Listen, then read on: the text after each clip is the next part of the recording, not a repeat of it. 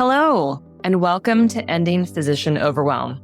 I'm your host, Dr. Megan Mello. I'm a family and obesity medicine physician, as well as a certified life coach for physicians. In this podcast, we talk about how the learned habits of people-pleasing, perfectionism, and a lack of boundaries show up in our lives and how they contribute to burnout, exhaustion, and overwhelm. The healthcare system is broken, my friends, but let's not wait for it to be fixed in order to feel better.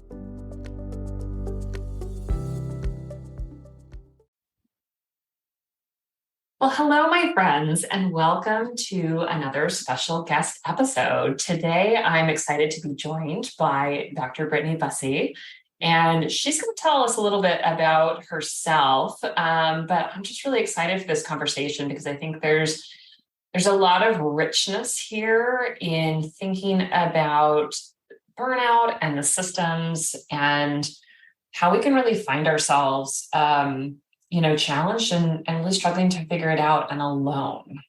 So I know this is going to be a great conversation. And thank you so much for joining me today. Yeah, you're welcome. I'm really excited to be here, Megan. It's a privilege to speak to your audience about something that we all experience. Yeah.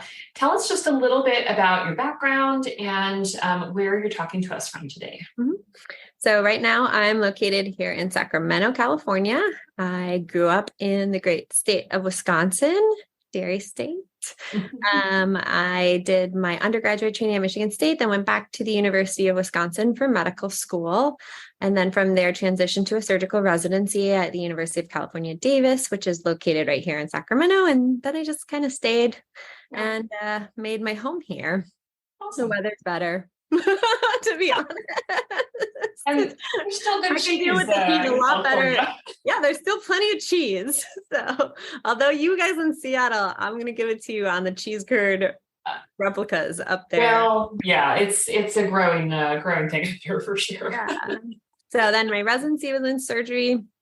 I stayed in that for 4 years until medical issues kept me from continuing. And we can definitely talk more about what happened in that program. I did some time in urgent care and some time in telemedicine startups before founding Vital Health.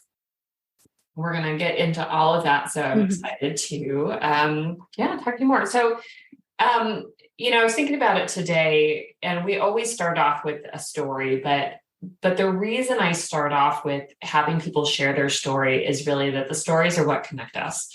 We've all been to lectures about burnout and heard statistics and read terrible stories, right, in the news, but the actual lived stories, that we share with each other really help us to connect as humans. And so I would love for you to share with the audience your story and your challenges that you experienced, because while it's of course unique to you, there are elements of it that are repeated all the time. And it's often a story that ends up living in silence. Mm-hmm. So share a little bit about what happened to you during your training. Yeah. So I agree that the power of story is what helps us move forward. And I'm always happy to share with other people what happened, especially in many different venues, so that it reaches more people. Yeah. So like I said, I started out as a surgical resident, the University of California, Davis. I was a general surgery resident. I actually did not match. I attempted to match into plastic surgery, which is incredibly competitive. My home program had 3 spots. One went to an internal candidate, and then the way plastics and all those really competitive specialties work, they kind of trade and swap people. And I think we had 8 candidates that year. So a lot of us kind of ended up on the outs. Yeah. Which ended me in that whole scramble situation and made me feel a little bit starting out on the foot of I don't belong. Mm-hmm. Because as you're basically called a preliminary resident at that point, and everything you do is judged very harshly by your program. Not that the other residents aren't judged harshly, but they're made to feel like they won a spot and you didn't. You're a year to year. Yeah. Mm-hmm. They were chosen and you weren't. And the program I was on actually had also a plastic surgery program. They had a combined 5-year program and also the standard 3-year fellowship, which is why I chose that program, because I thought maybe I could transition. And there was a person who had done that. And so I thought there was a pathway forward. And I thought I did everything I could to impress upon them that I was an excellent candidate. And also I really started just stripping away parts of myself that I thought they wouldn't like and trying to be a person I thought they would like. And it hurt, right? Like, it hurts us when we really start to become somebody that we're not. But I thought this was what I wanted. Yeah. Like, I thought I wanted it more than anything. Yeah. Wanted so bad to fit into their mold. When what we're really looking for is to belong. Exactly. All I wanted was to belong to something, to be chosen, to be good enough, for someone to say you were good enough. And despite the fact that I scored the highest in my class every year on the exams, I had great bedside manner, patients loved me, I could not figure out how to get the other doctors to like me. The more I excelled, the more they tried to put me down. And I just needed somebody to tell me I was doing a good job. And the more I wanted it, the harder it became to get it. And I felt like I was climbing up this wall. And every time I would get close to the top, someone would put more slats in. And it's like one of those rope walls, and you're climbing and you're climbing and you're climbing, and like you see the edge, and then there's more slats. And I'm like, I can't keep climbing. Like, I don't know what to do, but I'll do it. I'll keep climbing if that's really what you want me to do. And during my 4th year, I was out on research, and I started to experience like some very painful sensations in my eye. Not abnormal. I had just spent a couple nights on call covering for trauma. So I left my contacts in the whole time, and my dry eye would act up and I would get corneal abrasion. So I thought, well, no big deal. I'm just going to go to the corneal specialist and get it checked out. When I was there, the medical student asked if they could dilate my eyes. And like, my first response was like, are you crazy? Like, how am I going to do my job? Do you know what happens when people dilate their eyes? And then I felt bad because I basically like yelled at him, like bit his head off. And I was like, oh my God, you're just trying to learn. Like, I was there obviously not too long ago. Like, go for it. Knock yourself out. I hope you love the view of my 29-year-old retinas. Perfect and pristine after all these old people you've been seeing all day. Well, it turns out they weren't perfect or pristine. They were both detached. No trauma, no history of injury. We're still not sure why. The doctor I ended up seeing, was probably like getting close to 80 years old, and said he'd never seen that in his career. Young, healthy person, like bilateral retinal detachment. So I had urgent surgery, operated on both eyes at once, was hospitalized for a couple of days. And then after that, for a few months, I was basically blind. I couldn't see more than a few feet in front of me at any given time. I almost fell down the stairs a few times. And while I was recovering, my program kept demanding that I come back to work. And they basically got to the point where they told me that if I didn't come back to work, they would have to fire me. And I looked at them, and I looked at the wall, and I thought, it's just not worth it anymore. Like, I don't want to fit in. I don't want to belong anymore. Like, I just want to get down. I want to come down off the wall. And I didn't have anyone at that point. Like, I not only did I not belong, like, I didn't have any friends.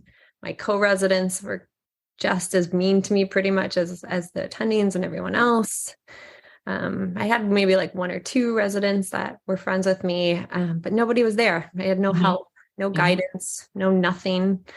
So I said, I give up. I don't know what else to do. And I'm like, I guess I'll just go work at urgent care, because there was nothing else I could do unless I was board certified in something. I tried to apply to additional programs. The next year I applied to ER medicine, but my previous program actually wrote really nasty letters about me to the programs that I interviewed at, making sure that I never got matched. And I found out about that later from an ER doctor who actually worked at one of the ERs that I applied to. So my whole career kind of stopped dead there. I was an MD who literally felt worthless. Yeah. Like no one would hire me. I wasn't board certified. I wasn't anything. I was only good enough for urgent care work. And that's how I treated myself, like I didn't have anywhere else to go at that point. And that's where I stayed for a number of years until moving into telehealth. Yeah. I mean, you just thinking back of that time, right? In residency, you're so entrenched in your program. Mm-hmm. And if you need help, you turn to the program, right? There's not something else usually. And, people may have family, but they're usually not spending a lot of time with them, and their family can't usually help with that particular problem. Mm-hmm. And we're not spending time with friends because we're so busy. So yeah, I can imagine that must have felt incredibly lonely. And then, who would you go to for advice? Yeah, exactly. I could have gone to my residency program director, but he was the one who wrote the letter about me. Right. Said that I didn't know about at the time. Like of all these people, you trust them, you think that they'll help you, that they'll do what's best for you in the end. And instead they blacklist you from being a doctor. Mm-hmm. How bad did they think I was? I guess that's kind of what I thought about myself for a long time. Like, how bad am I that someone would go out of their way to make sure that I can't practice medicine anymore? Yeah. Like, what was that in them? Who did I hurt? Right? Like, what did I do wrong? That led them to that. Mm-hmm. Yeah. Yeah. And sadly, that's, the story is, as I said, it's unique to you, but it's not a completely unique experience. And especially for people who've experienced something major medically, like it's not uncommon for programs to really not support. And it's crazy making, right? Because you're working so hard. And it makes me think too of like, what if they had sort of let you stay, right? And then you continue in that space where you're hustling to belong in a place that's so toxic. Yeah. Right. Does that make you toxic in the end? I think that what I saw was that I actually didn't want to be the person I thought I wanted to be anymore, right? Like I had had a few months during my recovery that I actually was a human. Like I had made some friends, like with how dare you friends of my partner at the time. And I can hang out with these people who aren't doctors and they're nice to me. Right. And I got to spend more time with his kids. Like he had 2 kids and I kind of saw myself like, oh, maybe I could be a mom. Like maybe there could be these other facets of me that want to express themselves, when the whole time, like I was moving down this path away from myself. Like I said, I didn't recognize who I had become. And I was mean. Like I was short-tempered. I was mean. I was impatient. I yelled at a medical student. Like that wasn't me. Yeah. And the me in recovery from my surgery, like learned how to practice yoga, like went and did breathwork retreats and like started to experience like a spiritual side of myself and deeper connection with other humans that I had never experienced up until that point. Or not never, but I mean, probably not since I was like a kid. Yeah, not like that, to be sure.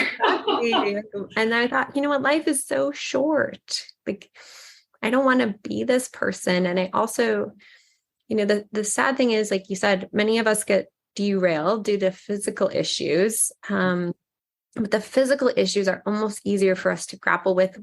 What we're more afraid of is the mental pain that we're in. And it hurts so much every time I hear a story of a doctor who took their life, because I get it. Like, I get it. You really didn't see any other way forward. And that's so sad. You were so alone and there was literally no one to talk to about that thing. Like your spouse maybe wouldn't understand, or maybe you did talk to them and they thought, oh, well, just go back to work. You'll be fine. You'll get over it. Do something else. Yeah. Yeah. And not that always happens, but it can. There are lots of reasons that people, or like I said, there's just a fear, like that mental overwhelm somehow makes you defective when it's just another physiological symptom. Like how much are our brains and our nervous system and our neurotransmitters 100% part of our physiology. There's nothing defective about that. There are doctors who develop cancer in their residency, and there are doctors who develop depression, and those are equally devastating. And, if you look at some of the research from like Dr. Gabor Mate and how the body speaks under stress, they're probably caused by the exact same process manifesting itself differently. So we have to look at the system that causes physicians to get cancer and also depression, which we've now mislabeled as burnout. Yes. And, I'm curious for your experience, right? You had some physical recovery, right? Which was necessary. Mm-hmm. And it sounded like that really sort of triggered this journey of healing mentally, right? Healing the emotional parts. And I'm curious sort of how that unfolded for you. So you met some people, you're spending time as a human and not as a surgical resident anymore. Yeah. How did you start to realize that was needed and that was okay? I think it was more just like a product of starting to get into my physical body first, like, and actually experience it. Like I had been one of those people like, I'll power out an hour on an elliptical machine. Like just watch Netflix, like totally zone out, but not at all connected to the experience of like my body, or my emotions during that process. And when I was recovering from my eye surgery, I would go to the gym because there wasn't really anything for me to do. And before that, I was like on a recumbent bike at home, and I'd have the iPad like this close to my face. So as I could go a little further, I would venture to the gym. It was only like less than a mile from my house. And I'd take my iPad and, I'd watch. And then I was like, well, that only killed an hour of like the super long day. So what else could I do during this time? There was a yoga studio next to it. And I showed up at the yoga studio thinking like, okay, I'll kill another hour. And I was like, I thought that I was going to die. And I was a very fit person, right? And the experience of feeling my body in a warrior two pose, my arms shaking on fire. Yeah. And my body shaking and responding to that too. Like, and that, knowing now what I know, it's like, that was not just the physical, right? Like there that wasn't your muscles by themselves. No component of that. And I was like, thought I was just going to break down into tears, like immediately. And at that point, an assistant in the class walked up behind me. And for any of you picturing this, like in warrior two pose, you have your arms spread out. The assistant came up behind me and placed hands at shoulder level on both of my arms and just started gently massaging outwards onto my arms. And like the shaking stopped. And I just like took a deep breath, and it was like immediate rush of like release that happened. And the balance that came back just from another human being that I didn't even know, just touching me in a gentle and reassuring way. And I was like, I'm gonna come back to this yoga class every day. Like, I love this. This is the best thing I could have possibly done. And I started doing like yoga teacher training, really diving more deeply into the medicine of yoga, the medicine of breath. I guess I became a lifestyle medicine doctor before I knew what lifestyle medicine was. Like I became like a vegan and like all of these things just naturally through reconnecting to my body, something that doctors, I think, are the most disconnected from just by nature of our training. I feel like that's the first thing that goes. You're going to work this much. Don't feed, don't eat, don't sleep. Exactly. And I mean, and some of those surgeries are like 8 hours long. You don't even get to drink water. And it's so crazy to me now, like to think about that, and that like how doctors deprive their body and then learn to disconnect the mind from the body. But then we're supposed to go back out there into the world and heal and touch other people's bodies in in a healing way without even understanding the body we have. So I think that was probably the first part of my healing journey, was reconnecting to my body. And I look at it as a very stepwise progression. For anyone familiar with like the chakra system, it was very much like healing my body, relationship to my body, healing my relationship to my emotions, taking back my own power, setting boundaries, understanding what autonomy is. And then talking about like, how does empathy become compassion at the level of the heart? Yeah. Then how can I speak truth to these things without fear, right? Like it's hard. It's scary to me to say, like, I went to the University of California, Davis residency, and they abused me. Yeah. No one could hear that. And they could be like, you're slandering us. And like, that's the truth, like, and I have plenty of people who will stand by me as far as what happened. But it's not just that, it's that I need to speak that. Yeah. I need to put the power back into my own voice, into my own hands after that voice was silenced for so long. Yeah. And only then can I create from a sense of purpose, can I connect to other humans around me.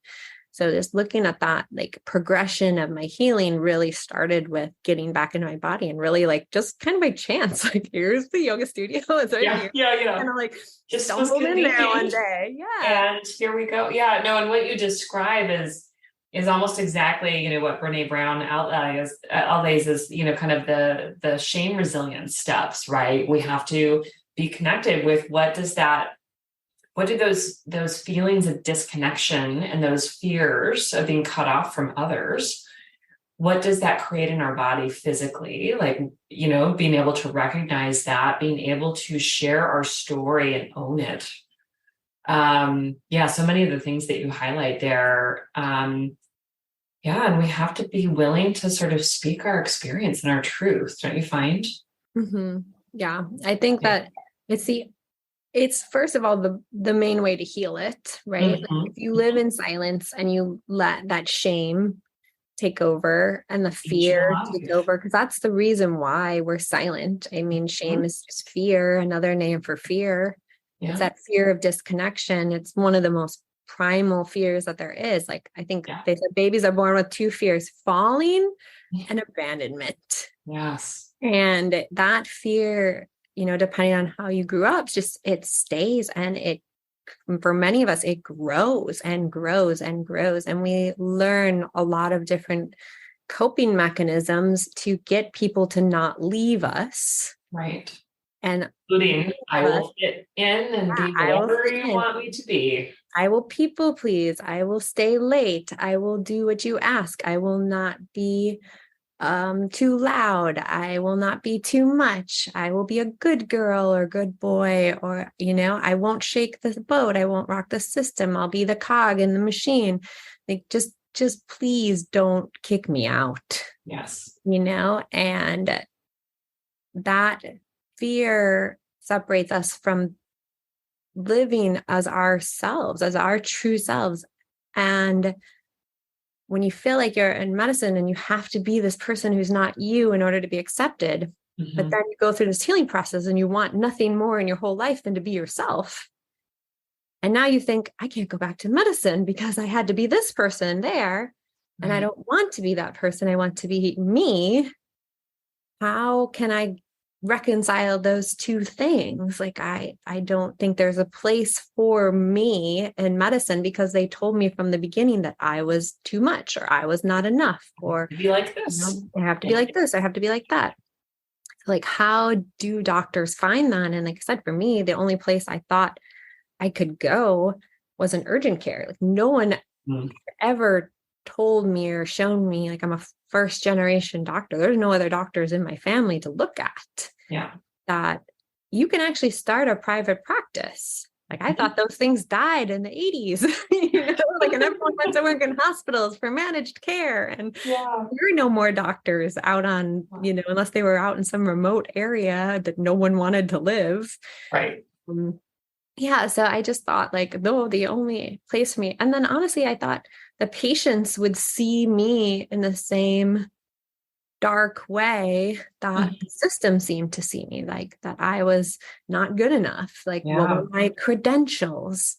Where's my plaque? And the only credential I needed was my license to practice and my diploma, and I earned that. Yes. It didn't matter what anyone else said. If there was a board, if I certified or recertified or did any of those things, patients weren't going to care. Patients, no one person at that urgent care ever asked me what I was board certified in. A lot of them asked me where I was from because they thought I had a funny accent. They thought maybe I wasn't American. And a lot of the older men asked me how old I was because they would be like, "What are you, 16?"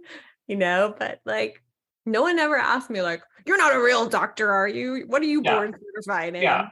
Like, tell me how many years of residency you went through. Yeah. Exactly. Like, what's your pedigree? Why don't you have a plaque from Harvard on your wall?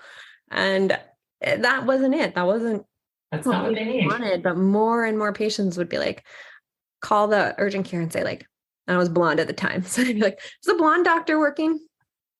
And the staff would laugh. And I'm like, yes, Dr. Busse is here today. Okay, good. Because I only come in on days that she's working. And like, because I was just sitting there and making that about connecting with people. And I always walked into the room to ask patients, like, what brings you in today? Like, not what's wrong with you, but like, what brings you in today of all days? Yeah. Like, what can I help you with? Honestly, it was like another question, like, hey, well, how can I help you today? And probably got that just from like being in the service industry. I worked at McDonald's growing up, and then I was a waitress for many years trying to put myself through college. And that's all just about service. And I figured being a doctor was very much an extension of that. So it's just like, how can I help you today? What can I do to help you feel better?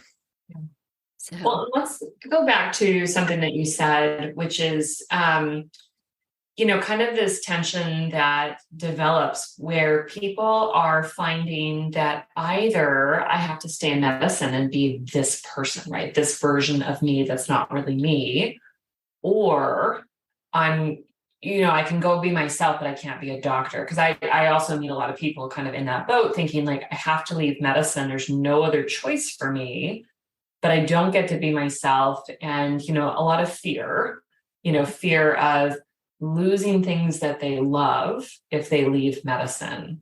Mm-hmm. So I'd love to hear your perspective on, as somebody who isn't currently, clinically practicing anymore and sort of, found something that really called to her. Like, tell us that story of sort of deciding, okay, I'm going to not be urgent care anymore. And sort of what you experience, in meeting doctors in that place of like feeling like it's either or.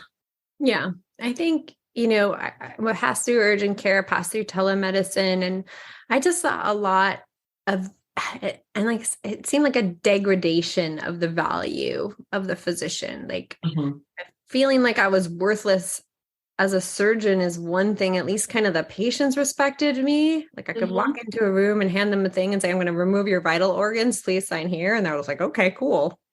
But then like you go to an urgent care and I'm like, now I feel like I'm working at a fast food restaurant and I didn't make it your way, and then telemedicine, it was even worse. I'm like the gas station taquito at this point. Like you were just driving by and you felt a little hungry and like you thought you might just pop in to order up whatever you feel like and some junk food. And you don't even want my opinion. You just want 5 minutes and a prescription. Right. It's like, this is not okay. And that's really how the telemedicine companies were looking at us too. Like, well, we have prescribing standards and we give out medicines for this. And we're an ED company. So we expect all of our patients get some ED medicine, or we're a, birth control company and everyone gets birth control, like when they come into us. And it's like, we're not prescribing machines. Like we're people who want to have real interactions. And that's what was missing, I feel like, in digital health, not just for the doctors, but for the patients, right? Like the patients don't want a retail experience for medicine either. Right. Like, there are times, yes, where you just want what you want. Like I've been there. Like I needed a medicine for shingles the other day, and I just needed it because like I was in pain. Like, I know what this is. And I want some drugs. Yeah, exactly. And like I knew it and I needed it and it just had to be taken care of. So I understand that perspective from a patient standpoint.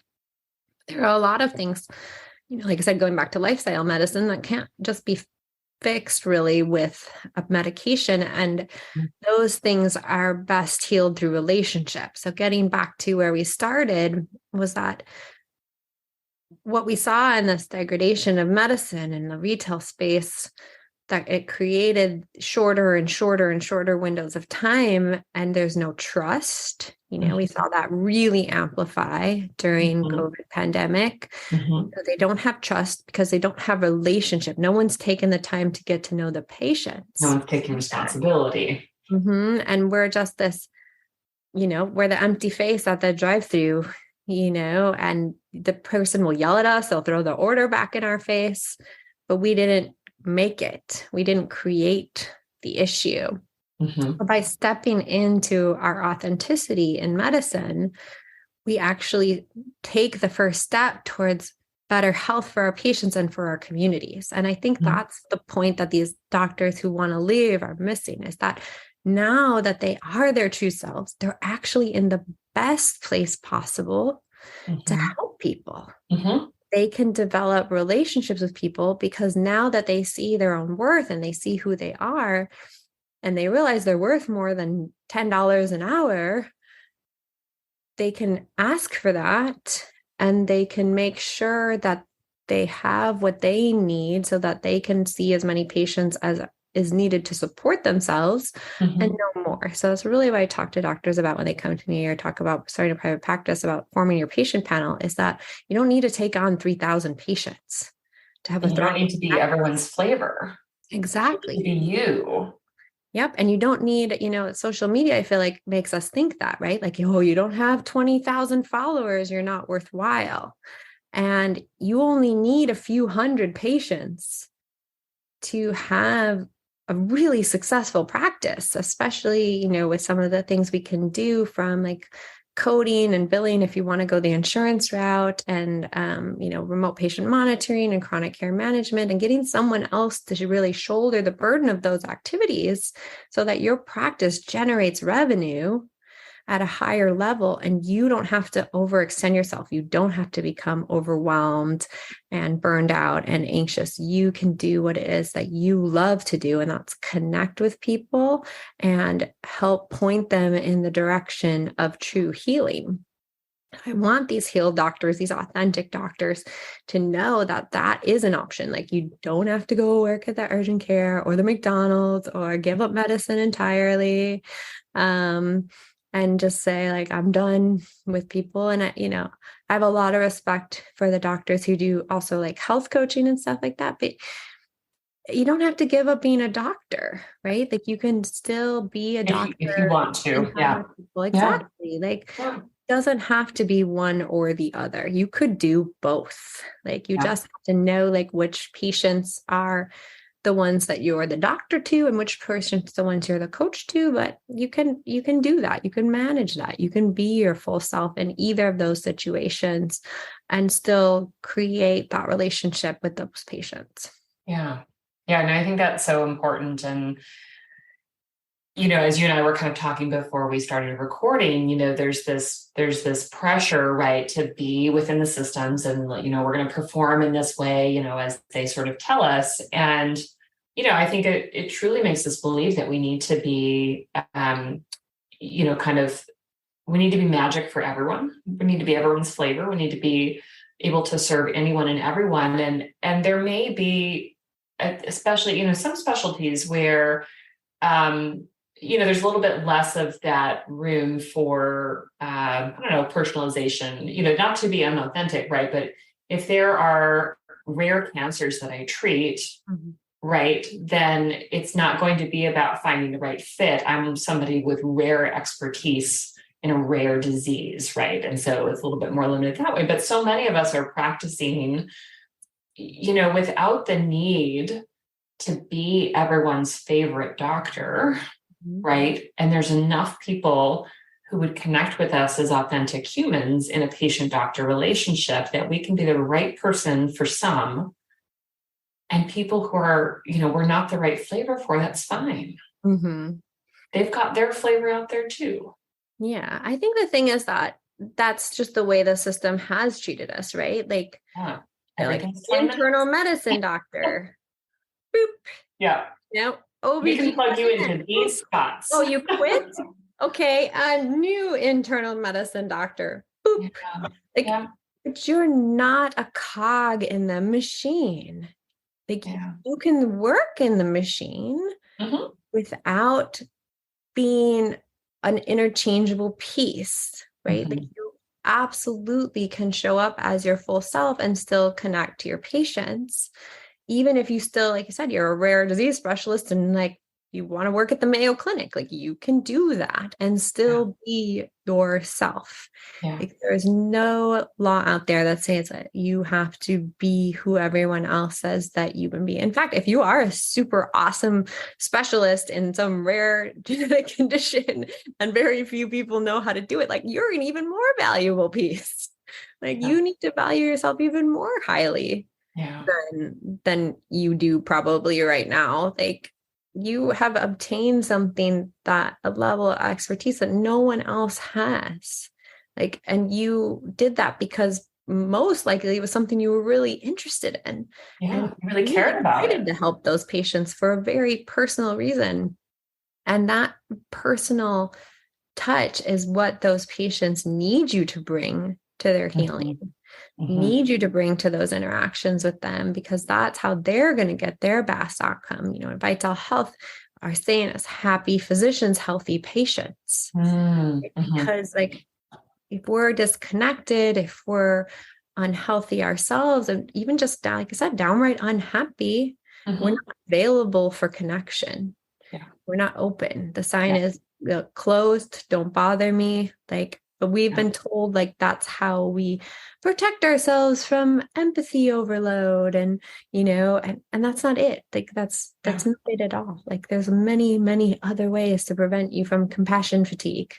And it doesn't involve making yourself inhuman. Yeah. No, I'm 100% with you on all of that. And it's so sad that sort of implicit and explicit messaging, is sort of pervasive of, if you're going to come here, this is how you're going to be. This is how you're going to take care of patients. And if you don't do it in this way, out the door. I think that was one of the things I remember most vividly, like a time when an attending yelled at me as a resident, was that I talked to a family and a patient who came into the ER, and he had extremely advanced colon cancer, like blocking his small bowel, blocking his ureters, just blocking everything. And he was going into shock. He wasn't going to make it. And I asked his family, I said, what is the one thing he wanted? They're like, well, he really wanted to go back to Mexico before he died. I said, that's not possible. Unfortunately, like, even if we operate on him, I said that he's going to end up in the ICU. And eventually he's going to die there. Or we're going to be able to get hospice and make him comfortable and some palliative care consult and help him pass away in the next couple of days, because that's where he is. That's where he's going. And they were like, thank you so much. Like, they really appreciate it. I think I spent like over an hour just sitting with them and talking to them.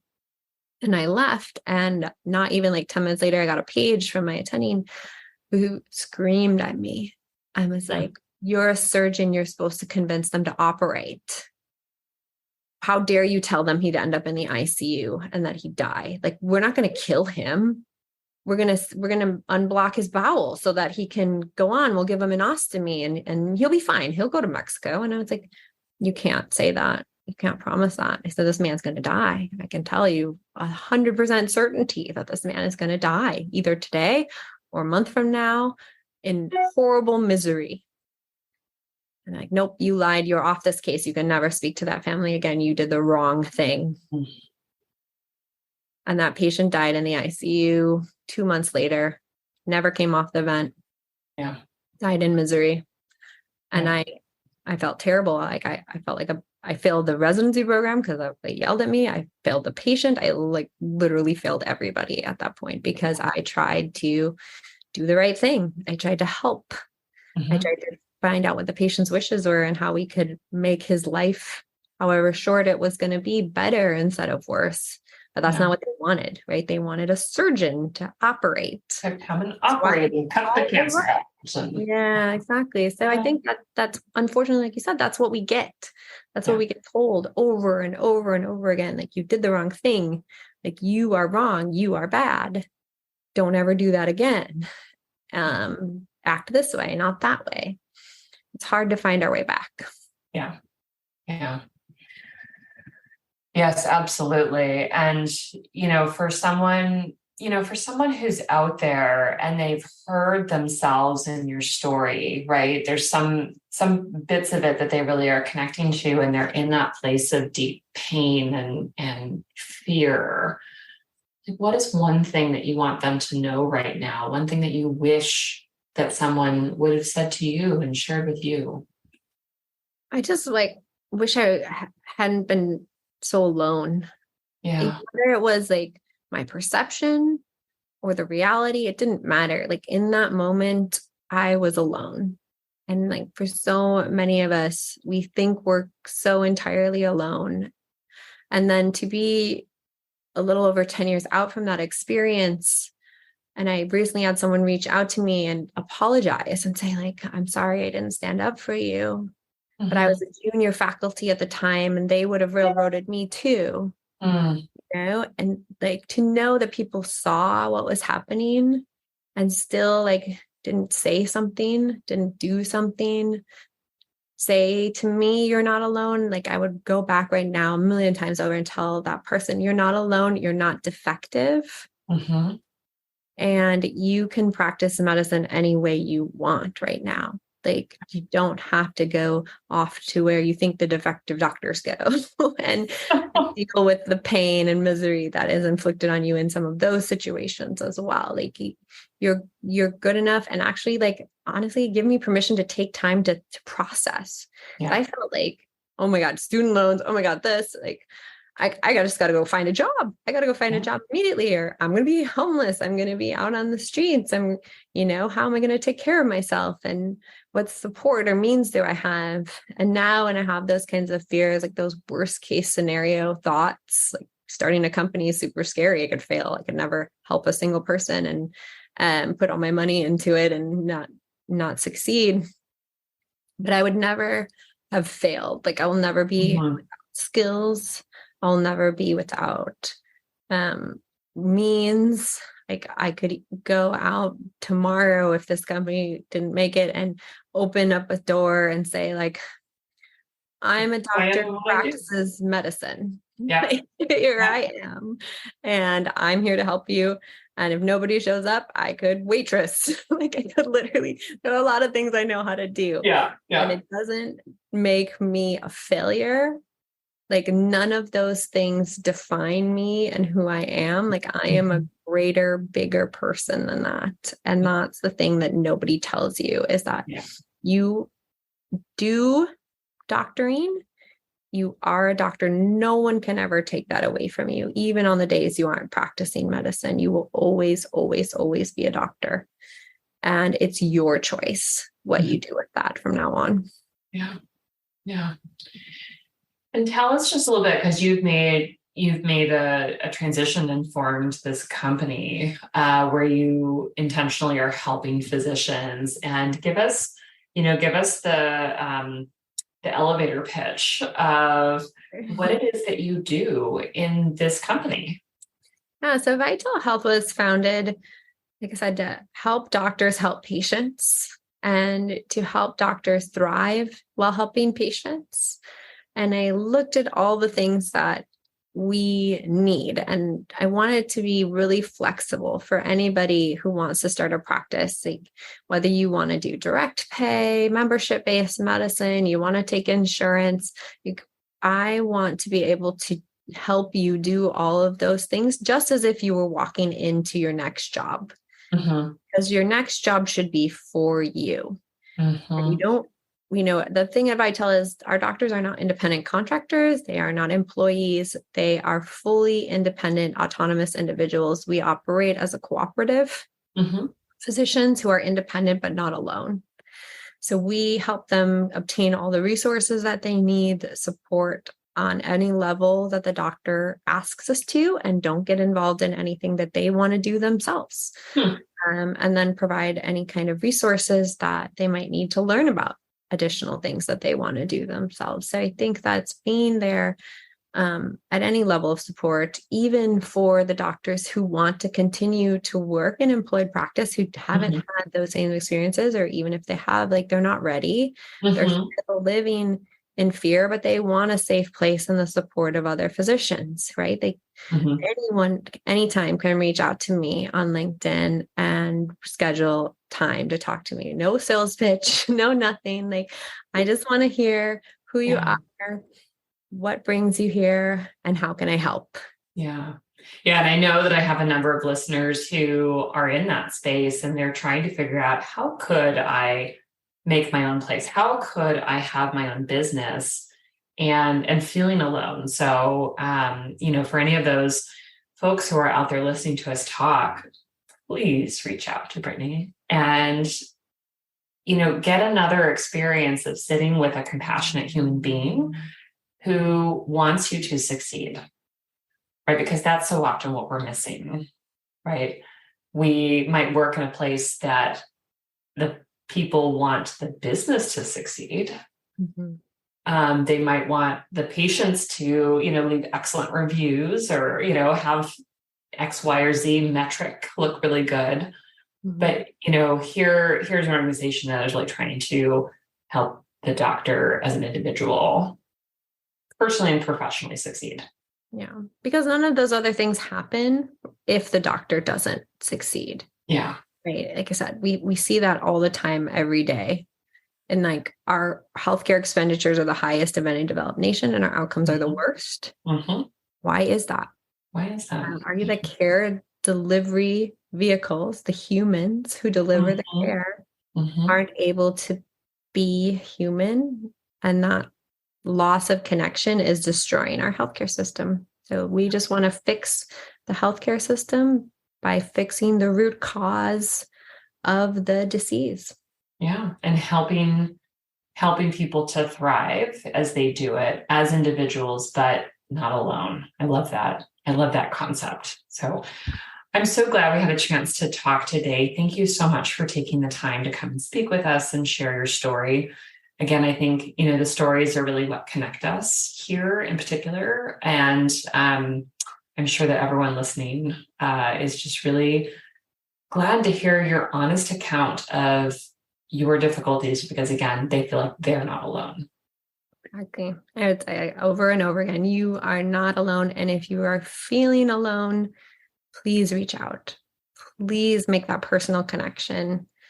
There is no room for judgment here, right? People in glass houses do not throw stones. Yes. No, I am not a stone thrower. I 100% accept you as you are, and you can come to me with anything that you need to talk about.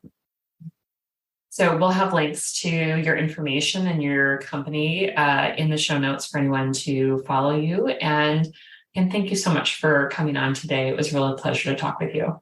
Thanks. You too, Megan. It was great to be here.